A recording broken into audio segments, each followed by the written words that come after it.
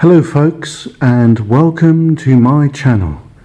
Yes, this is Mark Palmer, live in Cornwall.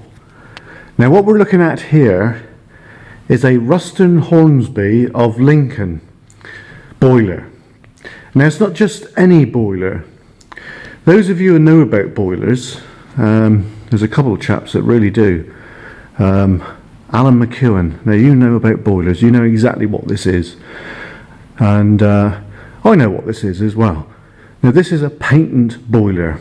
It's made at Lincoln by Hornsby, Rustin and Hornsby. And it is actually a Cornish design boiler. Now the reason I say that is, those of you who know about boilers would know about this anyway. This, where the fire is here, that line of rivets there, which goes all the way around, donates the tube. Now the tube goes right through to the other end, and I believe they come back a bit and then on again and then up through the flue. Those of you who don't know what a flue is, it's a tunnel that is connected to the end of the boiler, which is then connected to a chimney. Now the reason we have a chimney which is connected to the flue, which is then connected to the boiler, is basically for draft. Now the more draft you got, the more fire, which we can see there. Obviously it's not a real fire, but it gives you the impression of a fire, alright? But there's real coal in there, real Welsh steam coal. Is for draft, and then for draft you get more fire, and then if you've got loads of fire you can create lots of steam.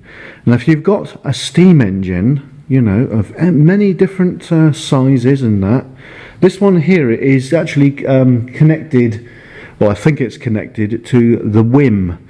Those of you who don't know what a whim is, go and research it. It's actually a winding engine, okay? Yes. So, this boiler here, or this, not this one, but this type of boiler, was first introduced by Richard Trevithick, aka Captain Dick.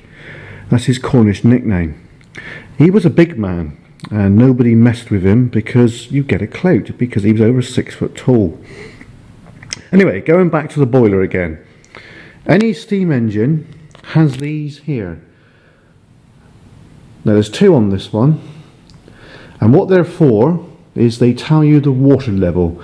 Now on this boiler here, we do have that, which tells you where the water should be. And as you can see, it's about halfway on the glass. Now any steam engine, traction engine or anything has these, and ideally it should be kept halfway, but when you're going up a hill the water goes all the way up to the top of the glass, so therefore it's not reading correctly, so you've got to judge it. Now if you're going down a hill the water disappears and you think, oh dear, that's not good, is it? You could use some colourful language with that as well. But I was out with my friend James recently. We was going down a hill and the water disappeared, so he injected more water.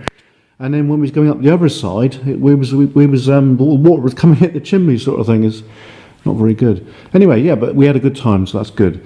Now this here, it looks like a clock. It's actually not a clock. It's a pressure gauge, and this one is actually for this boiler. And there is lots of different manufacturers that make these. Like, you know, you can see that it's the original one because it's got the name on it there. Let's say that. So as you can see, this is set at 80 psi.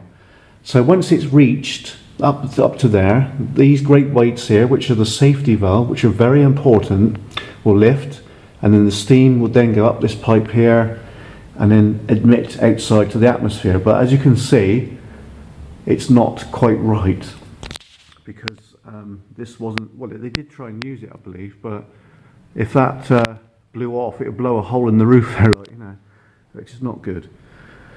Now these here are the rivet stays inside. They're all. If you look carefully, you can see where they missed fire with their hammer. Look, you can just see the little lines, the little dings, which is pretty good. I think it gives you a bit of history of the boiler. Now, of course, once you've got steam, it's important that you get water into it. Now, this engine here came with a steam feed pump, which is here. Now this is a very nice little engine in its own right, and potentially that could work. It's a little beauty. It's a steam feed pump. and the steam engine part is at the back. That's a little cylinder there which rocks the up and down, which then pumps the water, which would be outside or inside of this trough here. Now all of this, that feed pump and this boiler was donated to the National Trust in the early 1960s by the workhouse in Truro, and they used it for creating steam for their washing.